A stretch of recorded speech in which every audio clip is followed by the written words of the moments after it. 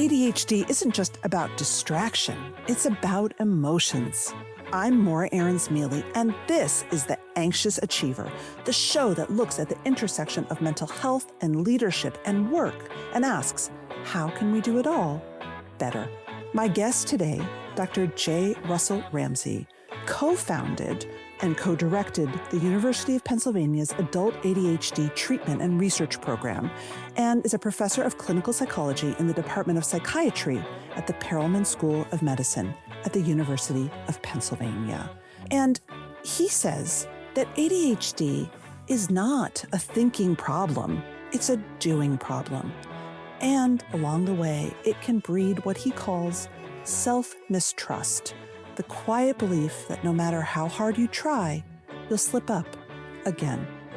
Ramsay opens his book, The Adult ADHD Toolkit, with a quote that I think sums a lot of it up from Ari Tuckman. It says, ADHD is fundamentally a neurological condition, but there is a ton of psychology that develops from a lifetime of ADHD moments. In this episode, we dig into how ADHD shapes our emotional lives, how anxiety, shame, and motivation intersect, why ADHD is an uncertainty generator, and that makes us anxious, and why people with ADHD often know exactly what to do, but struggle to do it. If you've ever felt brilliant but inconsistent, or watched your emotions hijack your best intentions, this conversation is for you. Dr. Ramsay, it's great to have you. I'm such a fan. I really recommend all your books. Today, I want to talk about ADHD broadly, but I really want to talk about how ADHD affects our emotions, specifically anxiety. And then I want to talk about how it affects behaviors at work and attitudes about our work. So let's just start at the beginning. Why are ADHD and anxiety so commonly co-occurring? The co-occurrence, especially of ADHD with anxiety and often with depression, those are number 1 and 2, the most common, and usually anxiety noses out depression a bit. The particular relationship with anxiety, in a broad sense, anxiety is an emotion associated with perception of risk. And that could be life or death risk. This could be, stressful risk, interpersonal rejection, things like that, the things we face every day. Or at least potentially in some measure. There's also been more recent work looking at the intolerance of uncertainty, the non-zero risk in life in all features, the not knowing. And I've made the case that ADHD itself is an uncertainty generator because people will say to me, I know exactly what I need to do. And I see this in reviews of mine and colleagues' books. Hey, nothing new in here. Well, you're right. ADHD is a performance issue. But that's the thing that makes that uncertainty so relevant, and thereby the anxiety. I know I can do it, but will I be able to do it today?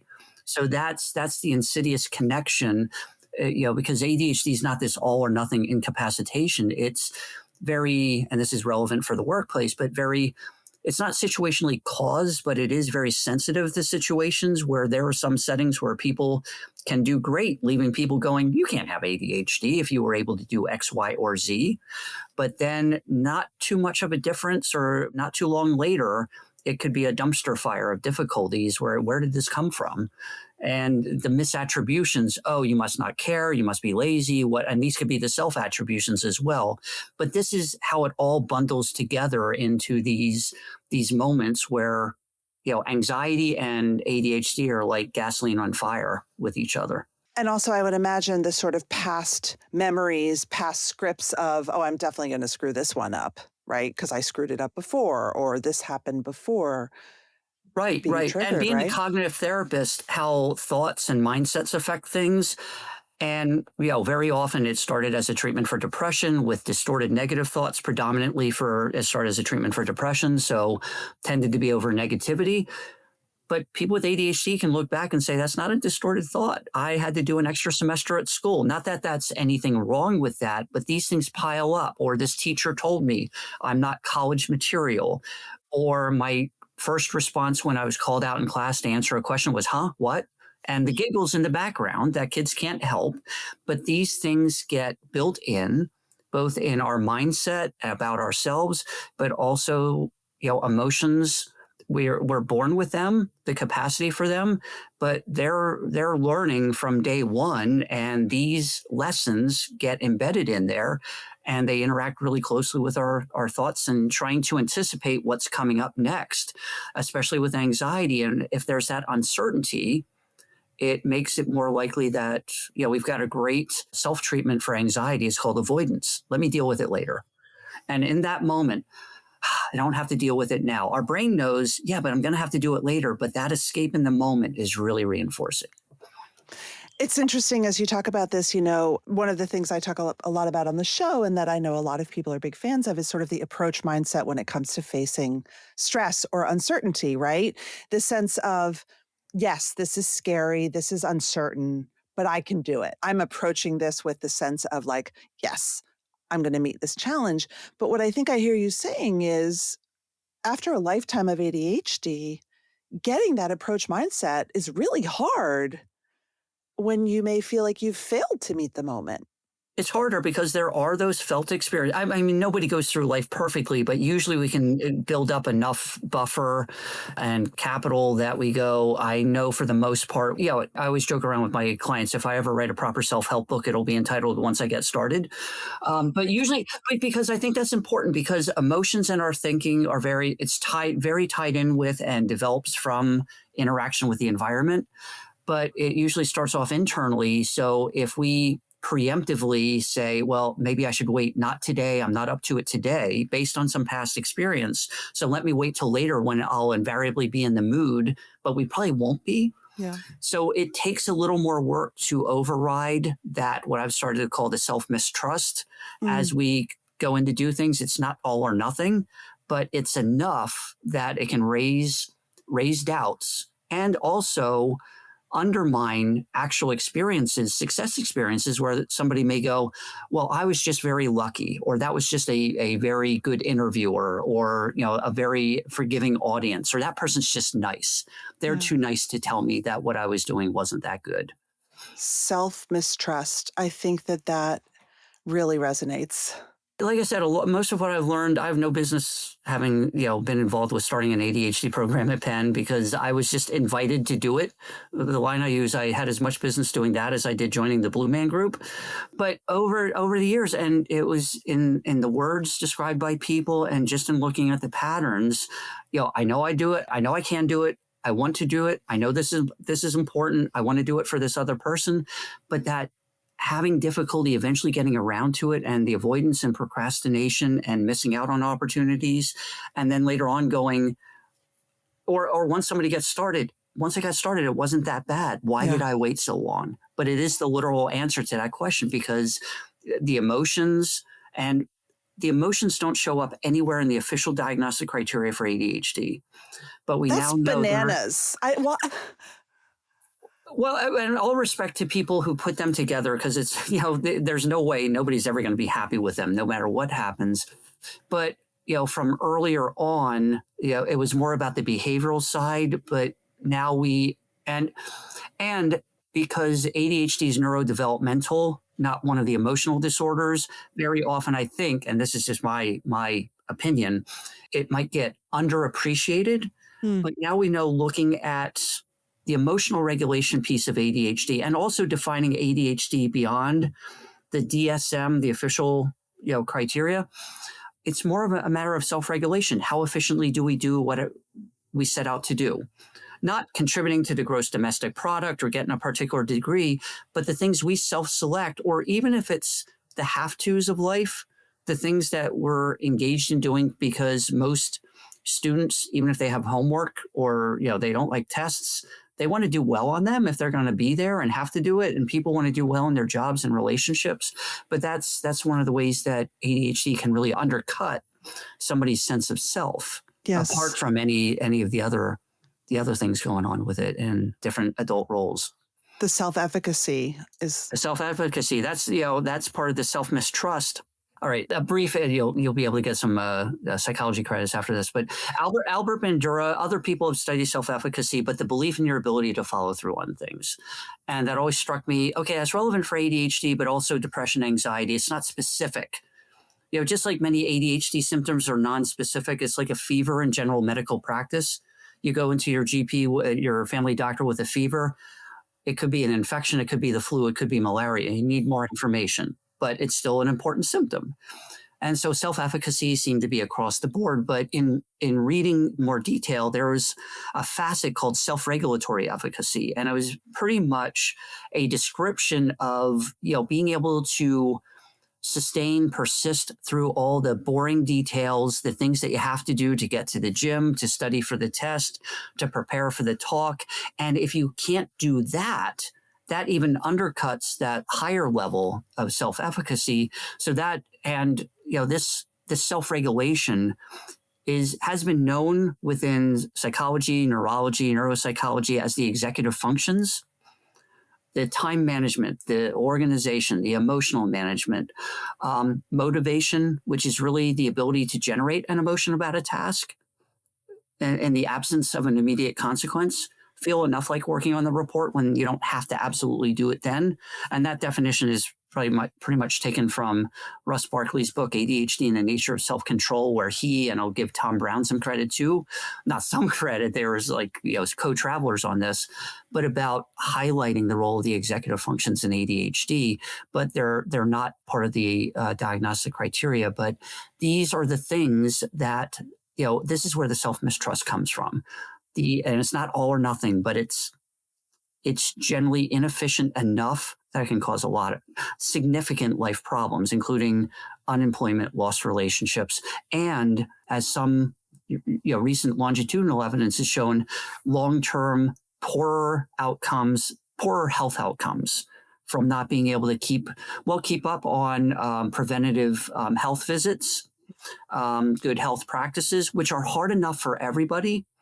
But or keeping up with physical therapy. I was working with a client who had Lyme disease and was inconsistent in taking the prescribed antibiotic, which lengthened the recuperation period. Well, it's how this self-regulation shows up in so many different places. And I'll geek out a little bit, but I think it's relevant for the workplace later. ADHD, I think specifically adult ADHD, was the most of all the psychiatric diagnoses had the largest increases during the pandemic years. And I think because part of this was, as much as we rail against going to work and school, it gave us scaffolding and organization. And we get to these environments where it would have been not impossible. We can procrastinate anywhere, anytime, but much less likely. And all the cues were, okay, I'm at school, so I'm going to school. I'm at work, so I'm going to work. But then adapting to doing it from home with a different and lack of oversight, immediate oversight. So most people are able, after a little while, to adapt. But this is probably why many people who might have been on the borderline, maybe I have it, maybe I have ADHD, maybe not, it finally kicked in, like, I'm not able to catch up with what I need to catch up with, and also having a little more discretionary time working from home, and also a loosening of some of the licensing laws for, like myself, psychologists being able to practice across state lines virtually. Whereas before, people would have to come to see me at my office at Penn or just even the virtual office within the state lines of Pennsylvania. But those were loosened, at least during the pandemic years. That makes a ton of sense, right? And so when you lose those limits, the external limits, it can be hard to summon the motivation and the stick-to-itness of you know what? yourself. If you wake up to an alarm, that's self-regulation. It doesn't mean it's all internally. It's how we manipulate the environment, which is sort of how our brain, evolved. It was what's called the affordances the environment gives us. How do we take advantage of certain things? The reaction to things that we see. This is why there's some data that actually handwriting things out is more efficient. Not that you're, okay, I wrote it out, now I don't have to look back at it. But the act of writing helps priming, because taking action on things, as opposed to it all being in our head, as opposed to, even clacking on a keyboard or, other wonderful digital tools that can augment things. But there's something about, and this is why some jobs that tend to be more hands-on seem to be a little more ADHD friendly, because I would imagine it's harder, again, not impossible, to procrastinate on a construction site. But if we're doing brain work, where it's writing or things like that, and writing, especially at least for college students, it's the most procrastinated on assignment. But I would imagine any writing task, a monthly report, emails, things Yep. like that, even to some degree, even text. Oh, my friend texted me. I have to wait until I'm in the mood, even if it's going to be a 5-word or emoji. Now, I know that's not writing, but it's enough to put it off because we're naturally going to learn to speak the language in which we're raised in, but we have to be drilled to write. So writing is really hard and Yes. unnatural. Yeah. Yes, I have legions of stories of people who are, I call it being great at your craft and bad at your job, because your job is full of like bullshit, like time reports and logging your this EPS and reports, if you know the yeah. literary Oh reference. my Yes. God, of course. Even myself, when I worked in a professional services firm, I just, the rebel, right? A lot of us are rebels. Yeah. And it was like, I'm not going to fill out my time report. This is stupid. And months would go by. I feel so bad for my poor boss now in retrospect. That stuff feels so hard. And yet we can get up in front of a room and be incredible. We're so good at our craft. Let's take a pause then. I believe that you are pro planner. Yes. I mean, planners are time machines. I'm for whatever works. And some Okay. people might have like teams around them, keeping them on track but it's serving the same purpose. But really time happens. And there is a line of study in how we gain the sense of time that it ties in with learning how long things take in the environment. Some of the researchers would talk about, and I think they were dating at the time, and they would take a break. Now this is dating it a little bit, but pausing a VHS, going to get a snack or make a drink or something. And they would both look at each other waiting because the VHS would automatically start after a certain amount of pause and just restart and playing the movie that you were watching. And they would look at each other sensing that, oh, it's going to go off soon. And that's one facet of how we learn our time management, but that's tying in with things in the environment. And so now with, thankfully so much work being done digitally and otherwise, but still it's helpful keeping track of time, externalizing it so we can see it, at least in like a traditional planner, be it a month at a time and each day we see a block, some visual spatial representation of it or a day at a glance calendar with 15-minute increments, but it helps us compartmentalize time. I like the reframe. We have 24 hours. It's like getting $24. How do we spend it? Right. How do we budget it? So that's a very long-winded academic. Yes, I agree with that. We need planners. Yes. Well, one of my favorite things that you write about in one of your books is you have a sort of a 3-part approach to time, which I love. And I sort of had been using like as a hack for years. And when I read it in your book, I was like, oh, so you have, if you could talk through the universal, the sort of then daily, and then the minute by minute, hour by hour approach, right. I think that would be helpful. Right. Well, just starting with the planner. I mean, whatever works for you. And if somebody's on digital all day, that's fine. It's whatever works. The only thing I've said with the screens, you can only see a couple hours at a time, but it's useful. I'm a former soccer player, but it's said of soccer players, a good player finds their rest on the field. So really the time management is about pacing ourselves through the day, including the sequencing. If somebody goes, all right, if I have meetings all morning, then I have this writing task, I'm already spent. I've used up some of my battery. But if I can get the writing out of the way and then the peopling or the meetings, that's a different energy, different cognitive load that might be easier to do when you're tired as opposed to flipping it around. Not impossible. I hate making us sound like we're these hothouse orchids, but the brain work is hard work. The mental work is physical. And that's why fatigue so often goes along with ADHD. But going back, I'll recommend the planner that, whatever increment of time works for you, but so that way you can see it, including the breaks you have in the day and other things, because it's like a priming. Oh, after this last meeting or after this meeting, here's what I'm going to do. Or at the end of the day, oh, that's right, I'm going to the gym, or I have to run this errand. We can still not do it, but it's priming. So very often people utilize their planner for personal things, including even reminders of when you want to go to bed. And it's also a diary. And this is really important for folks with ADHD, of your accomplishments. And even if we have to, change our schedules, it gives us a format for doing that, including, and I'm all for this, We have some other things we want to do at the end of the day, but we go, I'm spent. I've been, doing a lot lately. I need to knock off early. That is fine. That's an informed decision. So moving things, it helps us manipulate the 24 hours, 168 hours we get in the week effectively.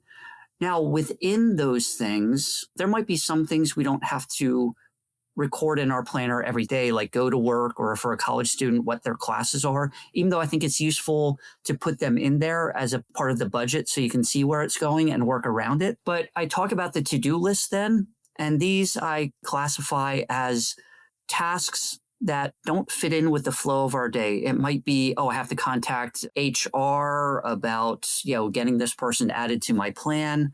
I have to pick up dry cleaning. I have to, whatever it is. Maybe things within the day, like, reach out to somebody if they have the data for the report. And keeping it realistic, because I think what people fall into is anybody can fall into this, but especially folks with ADHD, some unrealistic, like 25 item to-do list. Now, I'm not saying that you write down every email that you have to respond to, but maybe it's like devoting a certain amount of time to responding to the most recent emails, things like that, something that's reasonable. I generally say no more than about 2 to 5 items until you know how much you can do. And some of these might be quick knockoff things, but still you have to remember, pay some estimated tax payment or something, things you don't want to miss.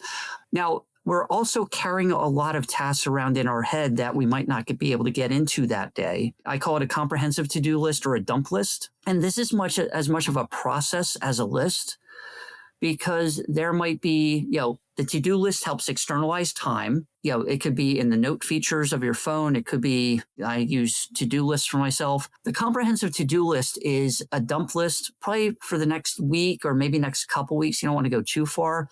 But all the things you have to do. I got to schedule car inspection, should start making reservations for, vacation or for this conference or, whatever it is, or this thing's coming up, or the present for that wedding or this person's birthday, just to get it out of your head, a working memory, cognitive load dump. And even if you misplace the list or accidentally erase it or whatever, it's not a bad thing.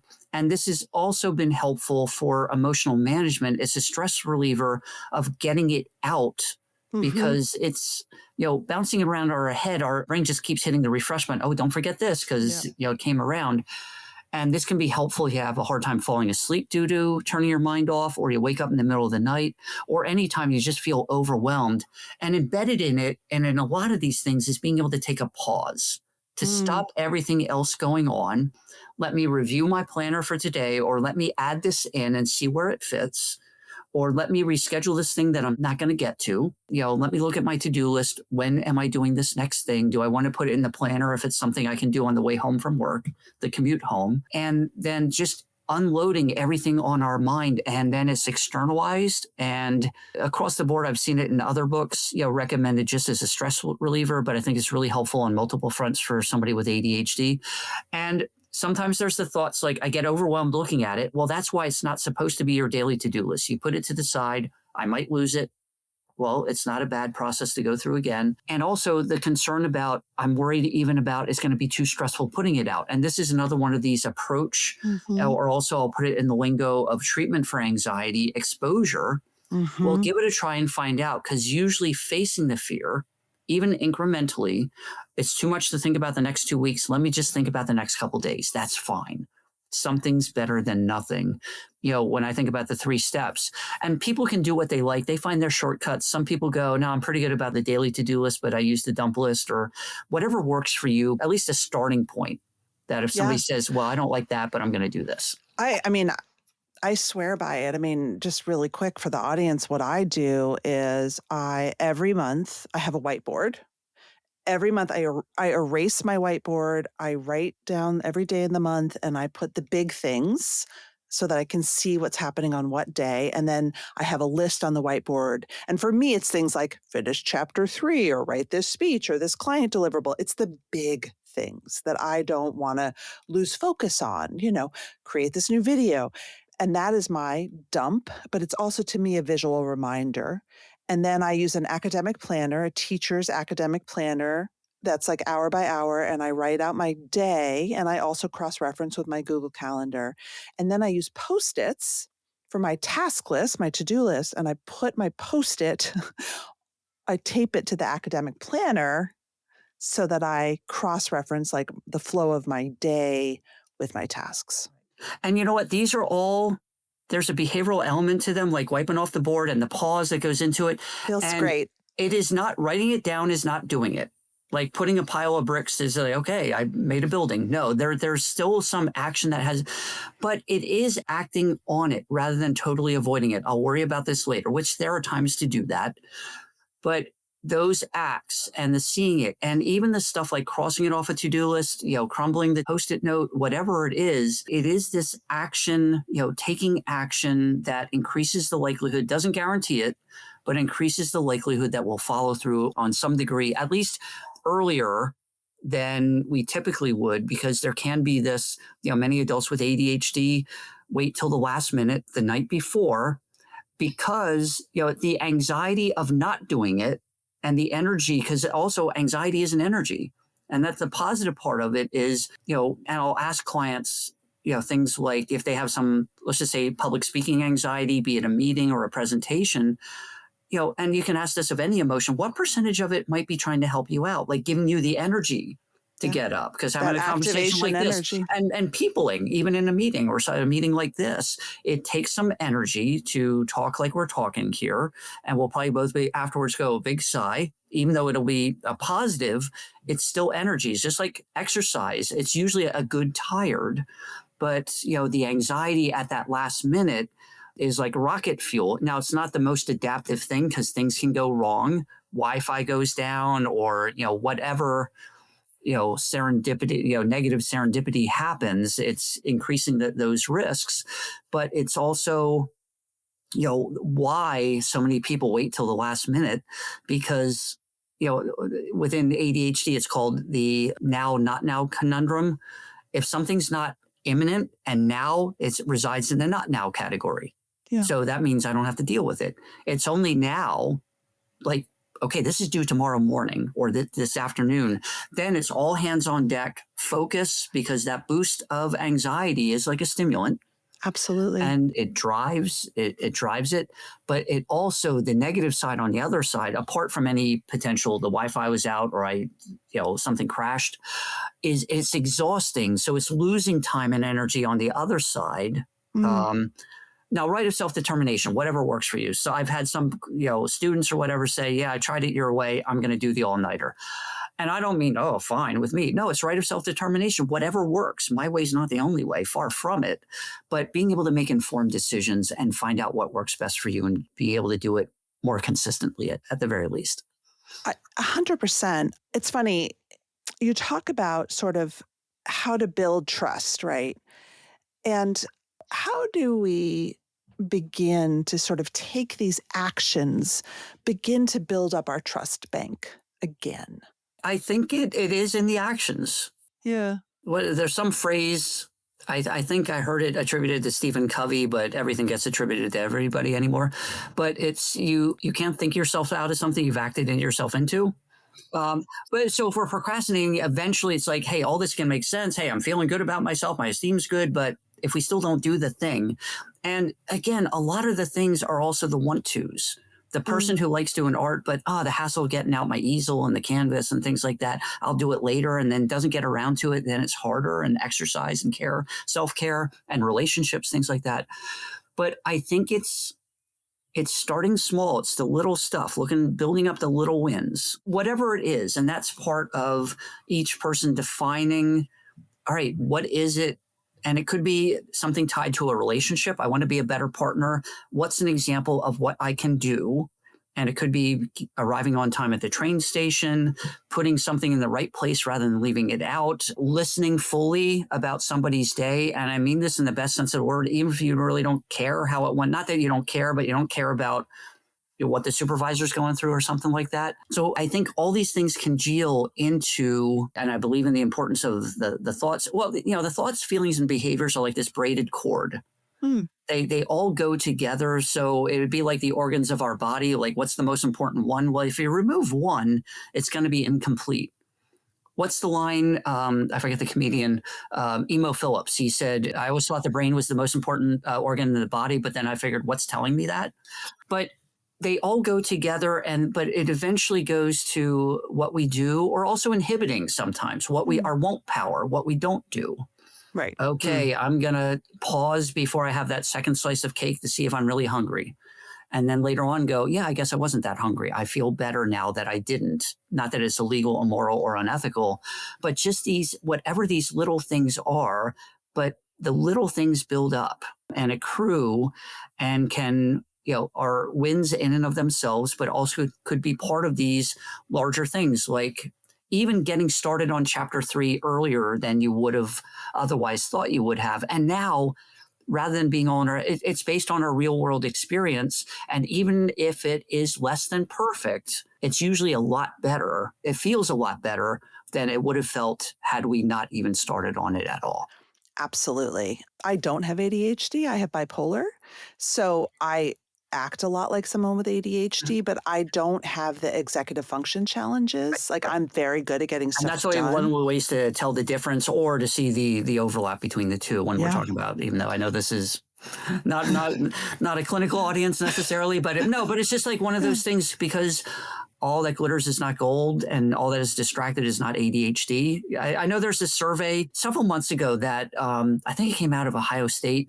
I don't think it's been published yet, but where 25% of people surveyed thought they might have ADHD. Well, that's the thing about executive functions. ADHD is not a distinct disease state. It's neurodevelopmental, which means especially the executive functions and also the symptoms are part of our factory settings, but it's just with ADHD. Now, this will be a little all or nothing and statistics loaded, but not in a user-friendly way. Generally reside at the far end of the tail, the 5 to 7% that is the most inefficient. And the magnitude and the problems it causes, because it has to cause difficulties too, to warrant a diagnosis. Most of us are in the middle. Hey, pretty good, intact, fall behind a little bit, but generally catch up, not so bad, or coming back from a vacation, a hectic few, rush days or back to school. But we're generally on top of things, even though it may not feel like it. And then there's those annoying people at the upper end who, they've already have their 2026 vacation plans scheduled and, all these things and, holiday shopping done in October, oh, I did my holiday shopping the same time I got my Halloween candy. I mean that in a playful way, but it's developed, it's neurodevelopmental. So that's why these things will feel familiar. And maybe that 25% are people who go, yeah, I wonder sometimes because I struggle with this, or I'm bad. I'm always late with taxes, have to do extensions, but generally things are, or the holiday decorations don't come down till Valentine's Day, whatever it is. But generally in that middle range, maybe in the upper, the closer to ADHD upper range, but not there.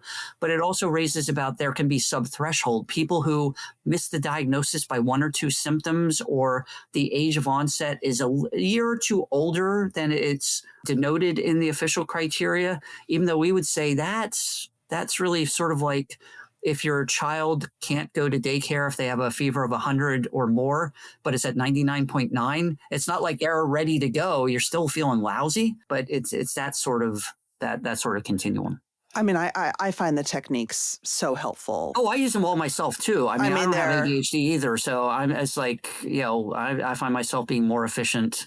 Yeah. So these and many of my colleagues will say they'll sometimes recommend like adult ADHD books to their clients having difficulties with procrastination. It's sort of like off label, if you will, but it really gets at to the heart of things. So I think in terms of overall efficiency and things like that, I've had some colleagues say, "Hey, have you ever been approached by businesses to talk about overall efficiency? Because this stuff would translate well." But with the ADHD, it's essential. And, medically, if you need that psychologically indicated, these are things that, are almost compulsory to do. It's to go better. And again, there's no trade secrets. We all know it works. It's the implementation. It's right. You say it's not a thinking problem or a knowing problem. It's Right. a doing.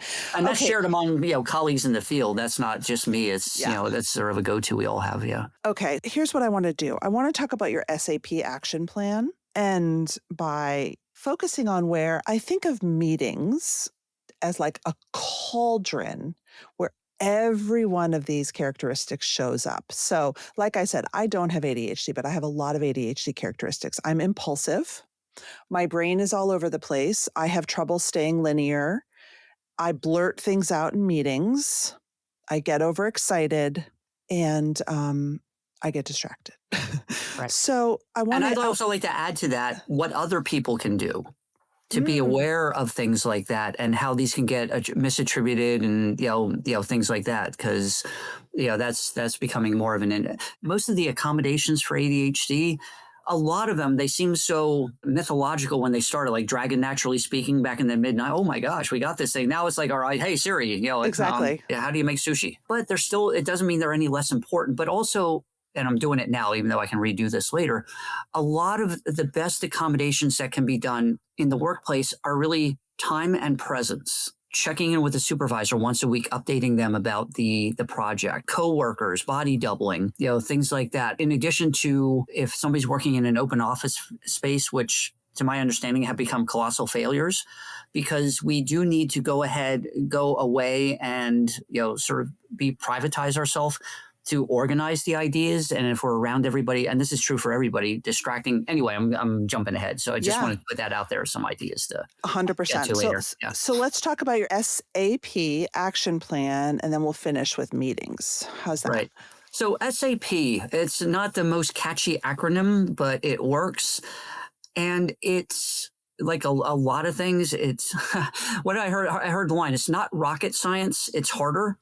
Well, because behavior change, behavior change is not rocket science, but it's harder. So there's also a cognitive element. It's a way to think about what we're doing with specificity. Okay, I have to do chapter 3. Well, be more specific. I need to open my document and pick up where I left off. Outline it.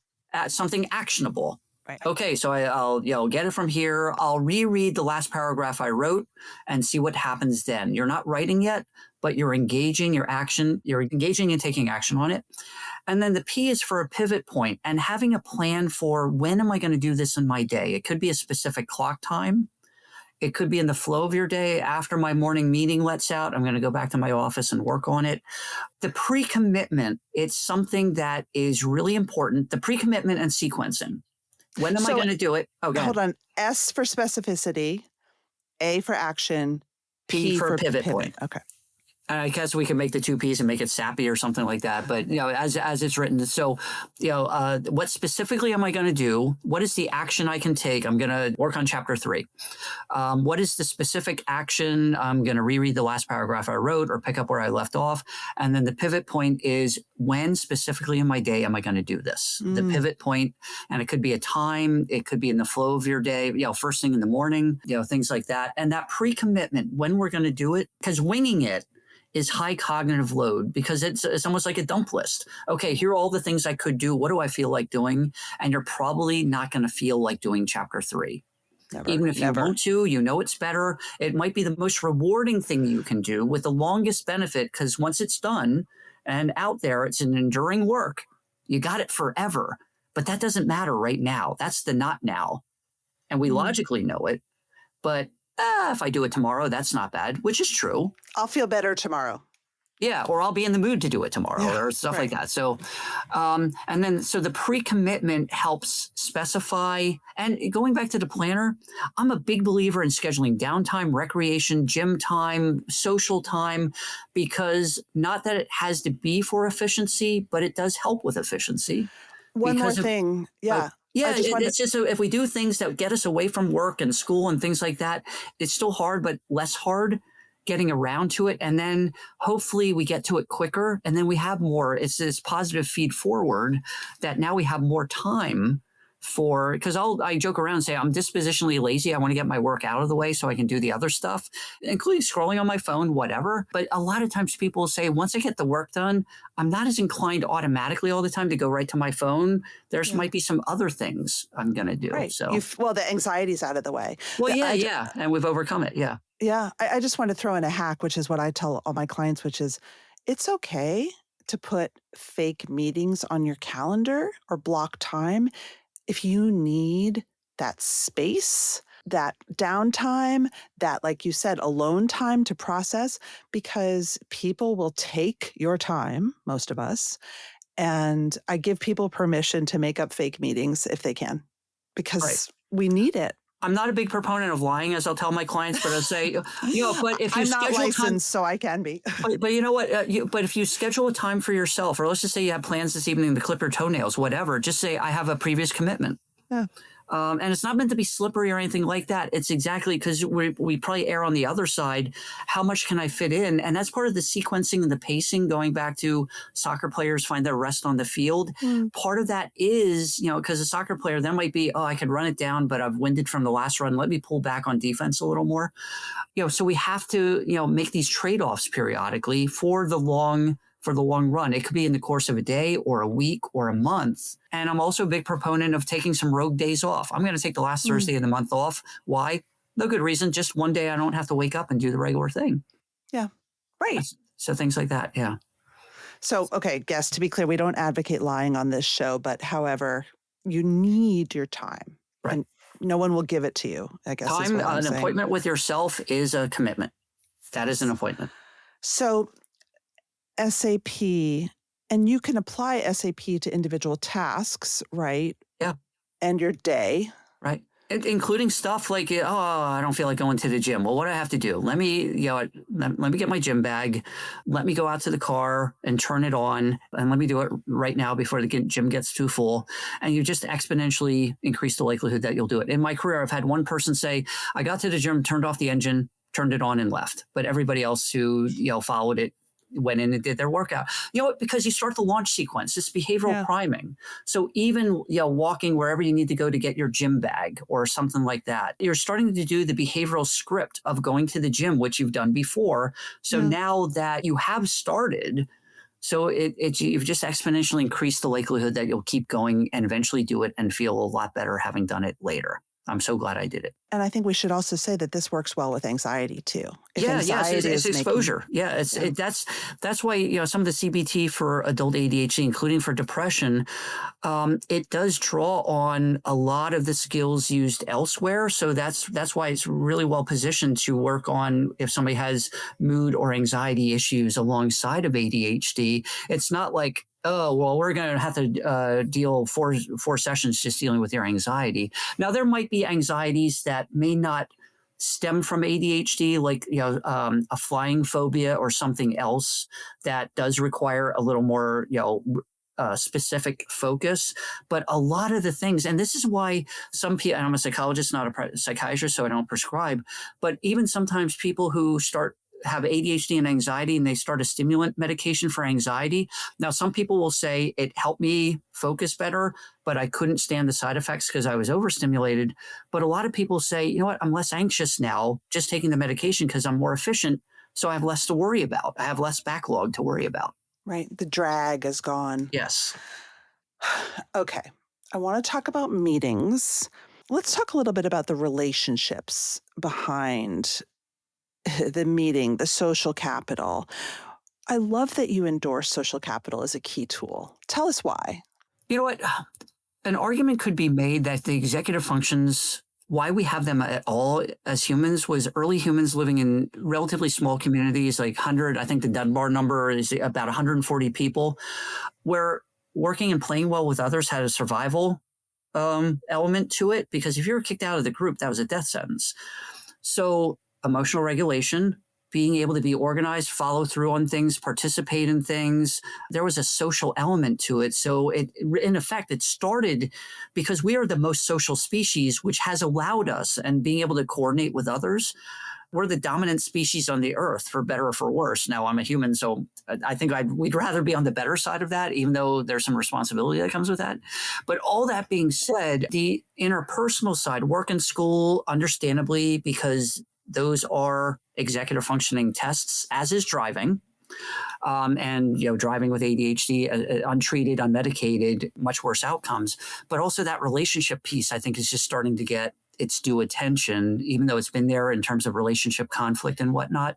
So, and at the workplace, being the member on a team where, with social capital, and I borrow the work of Jonathan Haidt, the social psychologist who wrote The Anxious Generation.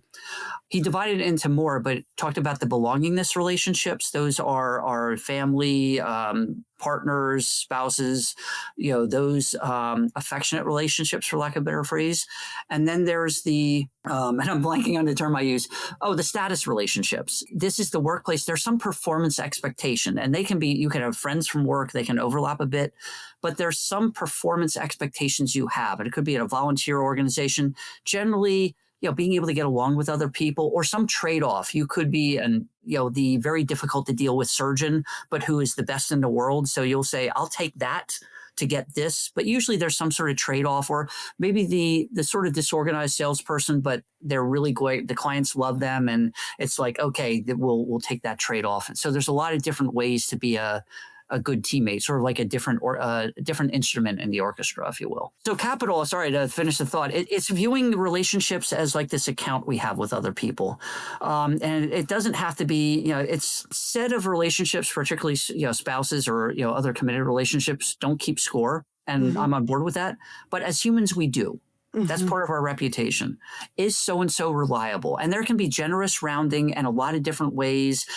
Yeah, they're sometimes late, but what they bring to the table is awesome. So those, counterbalances, if you will. But it's another way to think about, one, what is my role in this relationship? Be it at the workplace as part of a work team with a supervisor, however. And it's just another way to think about it so you can figure out, well, what is it I need to do? Sometimes it's pretty obvious. I need to arrive on time. I got written up. I'm on a performance improvement plan because of that. But it can also look at, well, what's in it for you? How can this benefit relationships, including if I don't do well in my job, that affects my partner and my family. And where can we find the motivation, even if in the actual thing, like you were saying about this report or the expense reports, there's nothing right there. But if we can come up with, oh, but what? Travels downhill. So my supervisor's getting dumped on because of this, and I like them, and I'd like them better than any other supervisor. So that can be a little buy-in that we do to get to the thing that we don't feel like doing. I think it's such a brilliant strategy, and do you advocate, in my example, if I was also young and stupid, if my supervisor had explained to me why it's important in this huge business to log your time increments at 15 minutes, I would have been like, oh, but I was just given it as an edict and I didn't understand it. Right. No, I think there's something about that. And also I would add to that. So that's part of the guidance of not only here's what to do, but why to do it. And I get it. There can be you do it because your parents said that's what you do because we said so. And the same thing with a boss could be said. But if we're looking at, and this goes back to, because people can go, oh, all this ADHD and here's something else we have to do. This will benefit anybody. Anybody. Yeah. So it's not like we have to go, oh, well, we have HIPAA things. It's like, no, you could offer this to anybody. Here's why I suggest this. Right of self-determination. Well, 1 hour's work better for me or whatever. And that's fine. At least it's something. And this is also true with deadlines. Is it a real deadline or not? There can be things like this has to be filed in the court by 5 o'clock or else the case is thrown out.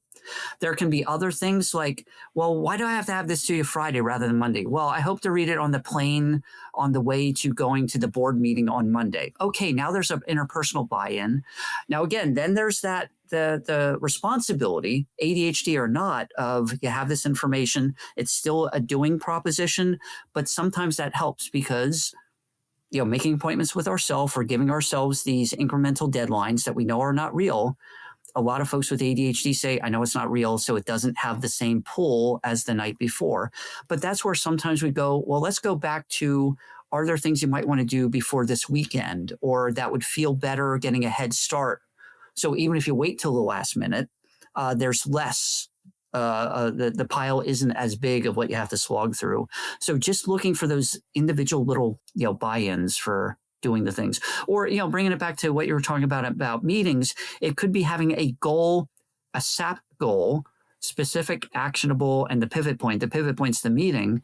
And it could be also something that's inhibitory. I don't want to, as much as I like telling jokes in a meeting, I'm not going to tell a joke during this meeting. I'm going to wait. I'm just going to listen and write notes, or I'm going to make a point of trying to hold back and write down what I want to say rather than saying it out loud. Having something that rather than working harder and harder, I don't want to be impulsive.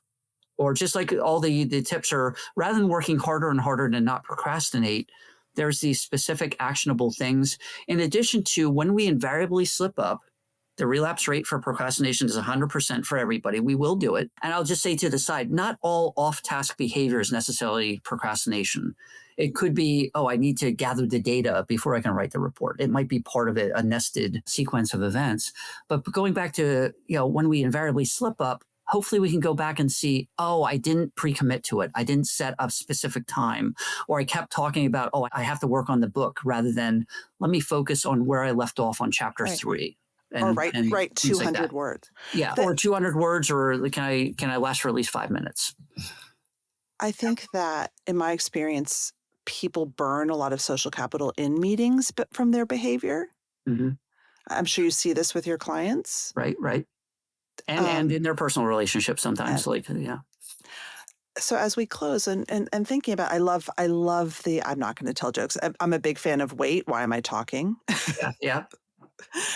How could someone, this is kind of I don't know, it's a conceptual question, but like, how can someone who feels like meetings are making them extremely anxious because they don't trust their behavior, or they feel like maybe they're even being not invited to meetings, how can they sort of give themselves a plan to rebuild trust in themselves and maybe among their team? You know what? If they find themselves not invited to meetings, they're excluded. And this is like one of the things kids with ADHD face. It could be active exclusion. We don't want to play with you anymore. And passive exclusion. Where are my friends? They're all playing somewhere else. And as much as we're talking about adulthood here, it's a lot of the stuff is the same pattern. You know what? I would work with them like part of this relationship. I call it define your role. What is your role right here? Well, I was invited and I'm not anymore. Is there somebody you can ask about this? And this is assertiveness or self-advocacy, which I think are pretty much the same thing. But again, turning them into things we can do, rather than avoiding them because nobody generally doesn't like it because they're concerned about conflict. But, sometimes it can be boiled down to restating facts as we see them. Hey, boss, I had been invited to the Tuesday meeting and I noticed the last 2 Tuesdays I haven't been invited. That's assertive. Now, the person could go, is there a question there? But probably it will lead to a conversation and working with some people on performance improvement plans. If it's like, well, here's the reason. And now this is going aside whether there's differences in the view of facts, but if it is something actionable like that and the person agrees to it, then it becomes something we can focus on and maybe reapproaching and, trying to leverage. Could I be a part of the next 2 or 3 meetings and see how it goes and see if I can keep going on with that? Now, if somebody's already part of the meetings, again, these specific goals, bringing it down to one thing can help.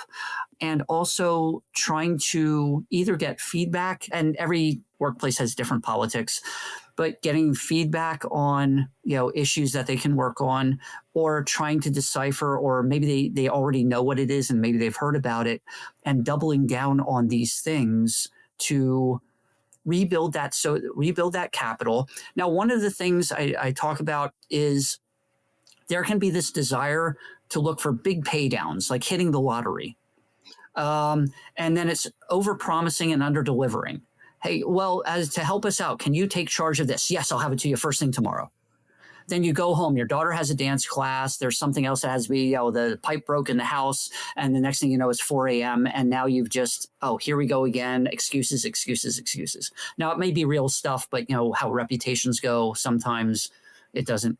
So under-promising and over-delivering. You know what? If I get it to you by end of business Friday, would that be okay? And let's just assume it's earlier in the week. And making sure, give yourself a little buffer room. Now you might have to adjust, and then if you can get it done early, well, then that's under promising but over delivering. Hey, I was able to knock this out earlier. Here it is. Great. A nice little deposit there. But there can be that understandable desire to pay it down quick. But these are all the little things that can make a big difference. But I think that those looking for, and it's amazing how little it takes sometimes just being on time for meetings, raising your hand to ask a question, maybe a quick apology. Sorry, I know, I get excited, and how you interrupt. And, don't want to lose sight of, there's a lot that colleagues can do is one, recognizing that, hey, this is what Joe or Josephine does, but they always have good ideas and it's coming from a positive place rather than the negative attribution that might be automatic. Yep.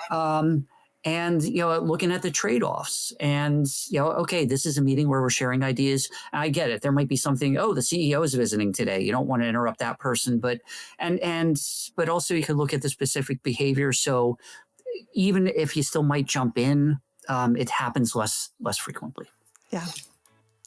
Thank you so much, Dr. Ramsay. I really appreciate your time and your insight. Oh, it was an honor to be asked, and it was a pleasure. Thank you. That's it for this week's show. If you like the show, follow us and tell your friends.